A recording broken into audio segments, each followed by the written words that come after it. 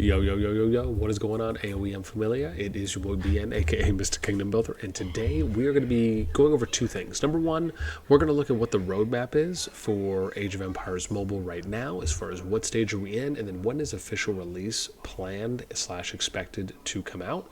And then number two, I'm going to be giving you some of my early impressions right now for Age of Empires Mobile. Even though I do still plan to continue putting some content out, I thought it'd be nice to kind of just let you know how I'm feeling about the game thus far in kind of an objective way. As for most people out there who know, right, I have a pretty wide berth as it comes to what I would say is a general understanding of this genre, being kingdom builders.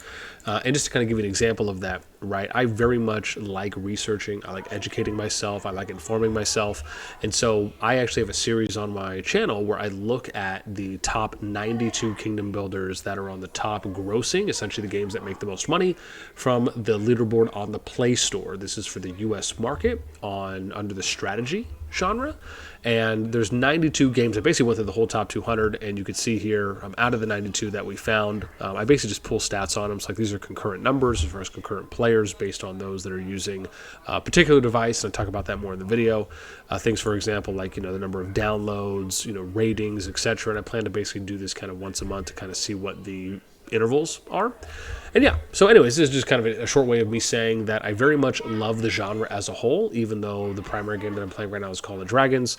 I enjoy playing games that are around this, at least for the time being. So with that in mind, let's go ahead and get to the roadmap. Roadmap being, this is pretty straightforward too as well, right? So we have the New Year, New Age. This is for AoE Mobile debut, gameplay trailer, and dev team diary, plus global pre-reg or pre-registration, which again happened in February. We also showed off some videos from that during that live stream first look. We then get to beta test round 1, which is where we are now. First round beta test of the game, April through May. Then we have beta test round 2.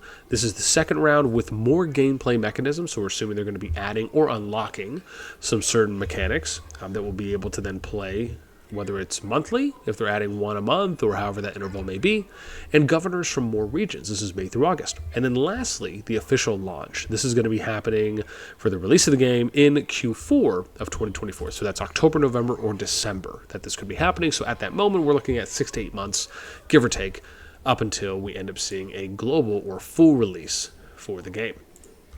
So let me kind of transition now just to kind of give you some of my early impressions of the game thus far.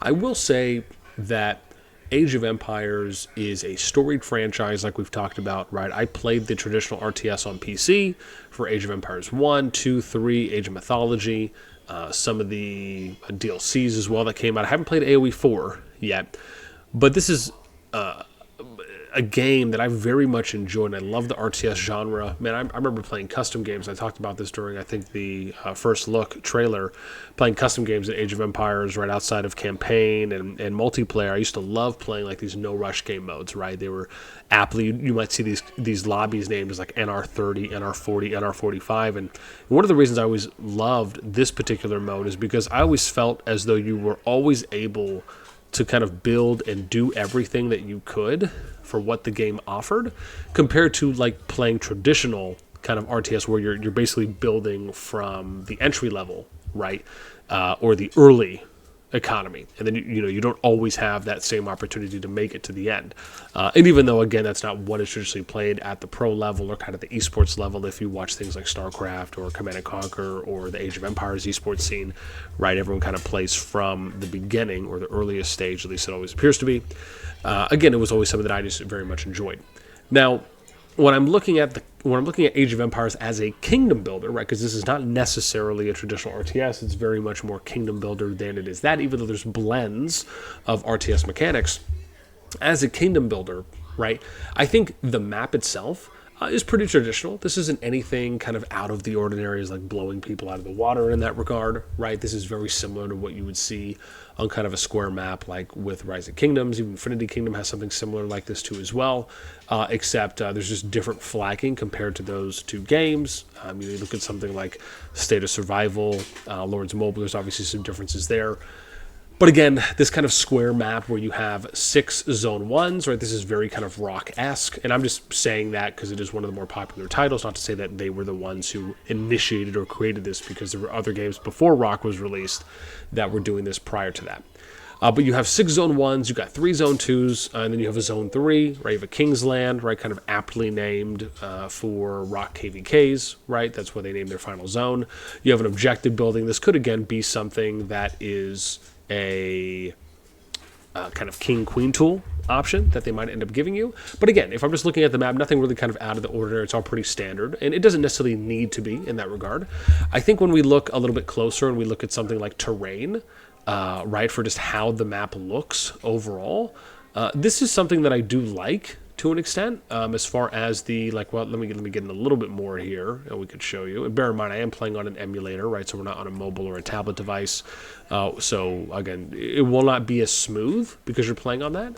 I think one thing I'd love to see them do is add a PC client, right? I mean, other kind of big Kingdom Builder titles have this. But when I'm looking at the map overall, I do very much feel, and this is one of the things I do like about the game, I very much feel that I'm in this kind of Age of Empires space, right? This year. And that's something that I've, or I guess you could say age, right? Is another way to put that. So I do very much feel like that's pretty true to the franchise. Even if I'm getting a little bit closer, right, and you kind of see just how the units look, this is very age-esque. If I'm zooming in a little bit more here to the actual city, you can see that when you're in the city, again, this is very, very, like, just almost spot on Age of Empires for how I feel about it. Now, the PvP, I did test some of this out, and from what I saw, and I think 1 or 2 interactions, there is not a true ranged PvP out in the open field. There is, from what I was watching some archer units fighting it out in the open field in front of a city or in front of a flag, and they still ended up going right near each other, very similarly to how, like, infantry would act. So in that regard, right, similar to Rock, unlike COD, which is one of the big things, for those of you who know, I do a lot of Call of Dragons content, and very much feel that Call of Dragons is at the forefront of the Kingdom Builder genre, because they're just doing a lot of things at a particular quality and level that no other Kingdom Builder is really doing right now in the market. And so, you know, like, one of the most biggest standout things is they have true ranged PvP.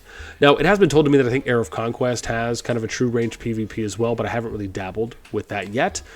Again, from what I've seen, I have seen some gameplay footage and some graphics from it. I just, to me, again, at least until I get my hands on it, I still feel like COD is really kind of setting such a great quality standard in there. And to me, it's hard, right? If you don't have something, if you're not doing in my opinion, a true ranged PvP, like, you don't have true ranged PvP where the units are attacking each other from distance and the archers are not attacking each other here and just going back and forth, like acting as though they're infantry. Just, like, to me, you have to really excel in a lot of other areas in order for me to be then interested in the game, because to me it's just like there's no going back at that point, right? And I hope people can understand where I'm coming from. It's when you're playing these types of games, there's so much blending and familiarity when it comes to what you would consider playing a traditional RTS. Similar, especially, I can only imagine it's probably even more exacerbated for those that have played Age of Empires, because it truly is a traditional RTS game. And you have some of these elements when you have, like, troop micromanaging or troop micro that you could do out on the field. You have this ability where you have, you know, tens, hundreds of players that are basically fighting it out. So you kind of have, like, this Rome Total War, like, macro aspect of you kind of managing the field, if you will, of battle. And so because of that, right, there are some of these, being able to have buildable structures on the field. Like, these are things that really kind of start resembling what many of us know and are familiar with when it comes to that traditional RTS. And so you look at a Kingdom Builder and you think to yourself, man, this is kind of like a hybrid. It's like a mix in between. So I think beyond that, right, things like the fishing, I like the builder allocation, right, as far as the gather allocation that you can do for certain of those pop-up nodes that happen on the building. I like being able to do that for the RSS. It'd be nice if they almost did even, like, things like mini games as well on the RSS buildings that we briefly talked about, where it almost gives, like, people who are free to play an opportunity to just basically convert their time into time spent into progression, right, or development. I will say that there's nothing really, and some of you might, depending on how you feel about this, it's just, again, I've played a lot of these games, and I've taken time to research a lot of these games, and I've played through probably like 60 of these games as tutorials and past that, just to kind of see, at least I should say at that point, if not a little past it. And so I will say that it doesn't appear like to me there's anything that's an it factor, right? And I can tell you, when I first started playing Rise of Kingdoms, I very much felt like there was this it factor. There was this X factor there that I very much enjoy. This was back when it was still called Rise of Civilizations before they rebranded. When I left Rock and started playing Infinity Kingdom, even though Infinity Kingdom didn't have like true open field gameplay, I thought, like very similar to Lords Mobile, I thought they made up for a lot of that in a lot of their other features. One of the reasons why I played the game for as long as I did, and I felt like, hey, this game had an it factor. Unfortunately, it died off for a number of reasons, or is dying off for a number of reasons. And then you eventually get from there to me then transitioning to something like Call of Dragons, who I felt and still feel has the biggest it factor. And I don't know. It's almost like an eye test. Is probably how I would almost describe it. Right? It's the process of going through the tutorial, looking at what's in the city, looking at the map, getting a feel for the terrain, understanding what the similarities are, what's the crossovers, what are the common denominators, and then what are they just doing differently. Like I like this idea of the brush, right? So like as an example, if you send units over here, they'll go invisible. Like that to me, as I said when we did the first look video during the live stream, was, man, that's just so dope. Like it's such a great idea just to freshen things up in the genre that almost kind of takes things from like your traditional MOBA, right? For those of you that have played League of Legends or Dota, right? At least my understanding is I know League has that kind of brush aspect. I think Dota has that as well. But just this idea of being able to go somewhere, it turns you invisible, doing things like going over a muddy area that might have a slow effect. Like I think these kinds of terrain buffs and debuffs or special effects, I think is a great way just to kind of freshen things up within the genre. So I absolutely love that. I have to give them credit and kudos for that as well. I don't know, like, and this is why I say these are early impressions for me, right? I mean, am I interested in still playing the game? At the moment, I am. Is it something that, with where the game is right now, could I see myself playing this game for a long time, as far as something that really fits my kind of competitive kingdom builder type or preference is probably a better word to use? I don't know. I'm not really like leaning hard in that way right now. Again, remember, this is beta, right? So for me, is there a hope that I may continue playing up until official release? I'd love to, right? If there's the opportunity to do that, and if it's something that's keeping me engaged, I think like with anything. But for me, I like to really kind of look at like the macro, like what's the global view objectively of what is this kingdom builder doing for the genre versus other games that are in the genre, right?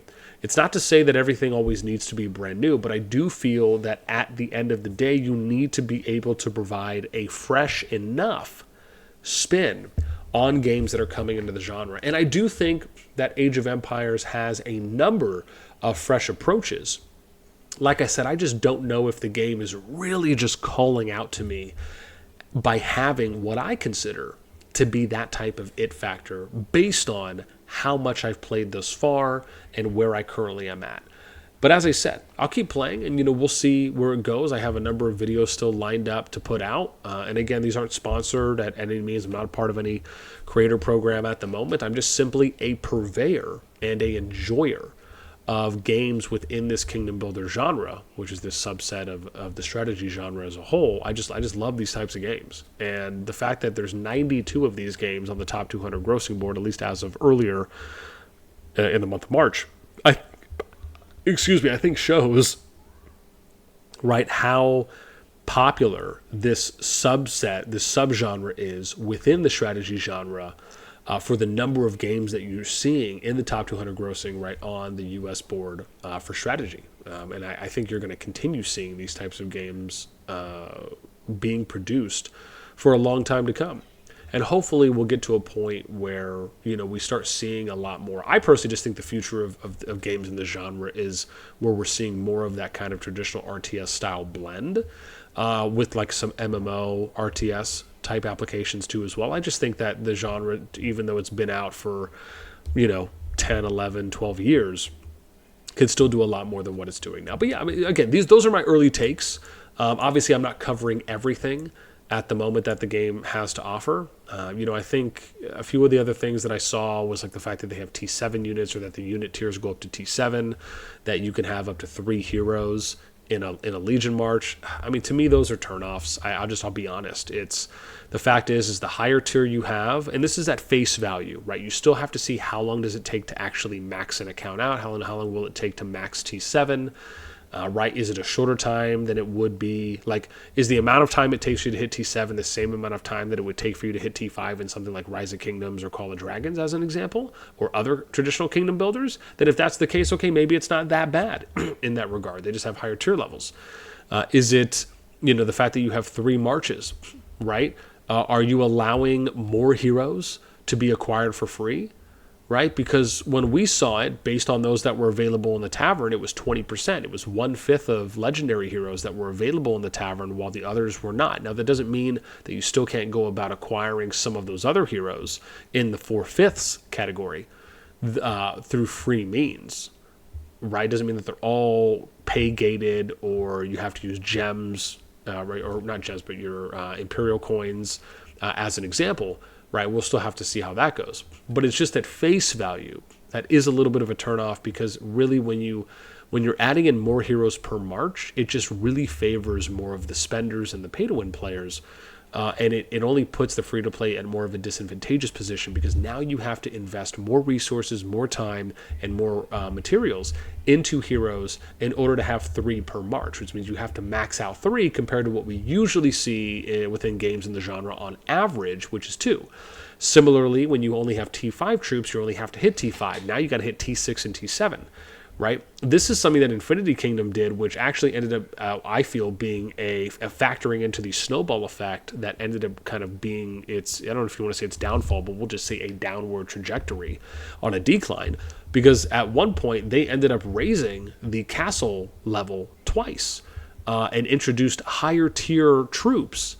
And just to be honest, the community really wasn't all about that. It was one of the many reasons, later on in the game's life, for why I left and why a number of other people left. I mean, there's a number of people that now left Infinity Kingdom to go play Call of Dragons. So, and I'm sure other games too as well. But anyways, again, I don't want to sit here and ramble too much, right? This is just, like I said, my early impressions on the game so far. As I mentioned, I'm not covering everything, just a few of the things that I think, or at least for me, are standing out based on how much I've played thus far. And, we'll see, where that goes. But like I said, I plan to put more content out, and, hopefully I have a list too as well. I don't know if you guys saw that, but if you go back and you see where I was showing off the roadmap, I had a tab open that said something like AoEM pros and cons, right, as an example. So, that's something that I'm making a list of kind of as I started playing, just anything that I notice that I think is a strength or I think is an opportunity. And that'll be something that I'll eventually cover in a later video. I'll probably even submit that as feedback too as well, because why not? So yeah, if anything, I would love to know what your early impressions are. So if you're someone who's been playing the game so far, if you've been watching some of my content or other content, what are your early impressions? What are some standouts to you that you really like? And then what do you think are some opportunities or things that you're like a little iffy about? Let me know in the comments down below, along with maybe what other kind of videos would you like to see from me, especially since at least it feels like I might be one of the only English creators, if not the only one right now that's putting out content during the beta. And of course, my hope is to show off as much of the beta as I can prior to the beta opening and then, of course, official release. So let me know anything and everything down below. That's going to do it for me. As always, until next time, I'll catch y'all later.